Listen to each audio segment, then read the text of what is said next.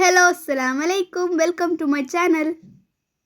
മലയാളികൾക്ക് അത്ര പരിചയമില്ലാത്ത അരീര ഡ്രിങ്ക്. ഇതൊരു ഹെൽത്തി ഡ്രിങ്കാണ്. വേണ്ട ഇൻഗ്രീഡിയൻസ്: കുറച്ച് ബാദാമും വൈറ്റ് കസ്കസും സോക്കാക്കി വെക്കുന്നുണ്ട്.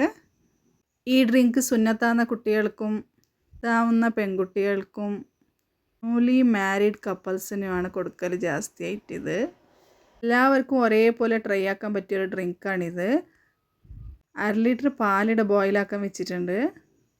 പാല് ബോയിലായതിന് ശേഷം കുറച്ച് ഗ്യാസ് ഫ്ലെയിം സ്ലിം ആക്കിയിട്ട് ഒരു 5 മിനിറ്റ് ഒന്നും കൂടി ഞങ്ങൾക്ക് ബോയിൽ ചെയ്തെടുക്കാം.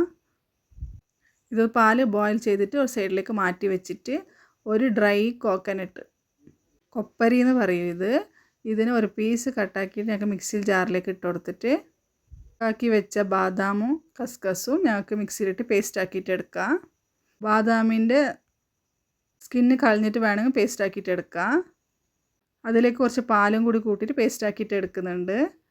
ഒരു സോസ് പാനിലേക്ക് കുറച്ച് നെയ്യും പിന്നെ പേസ്റ്റ് ആക്കി വെച്ചതിനെ ഇട്ടിട്ട് ഈ പേസ്റ്റ് ജസ്റ്റ് ഒന്ന് ചൂടായി കിട്ടിയാൽ മതി. അതിലേക്ക് ഞങ്ങൾ തിളപ്പിച്ച് വെച്ച പാലിനെ ചേർത്ത് കൊടുക്കാം.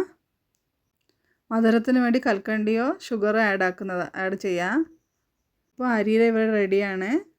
ബൂസ്റ്റ് ഹോർലിക്സിനേക്കാളും ബെറ്റർ ഡ്രിങ്കാണിത്.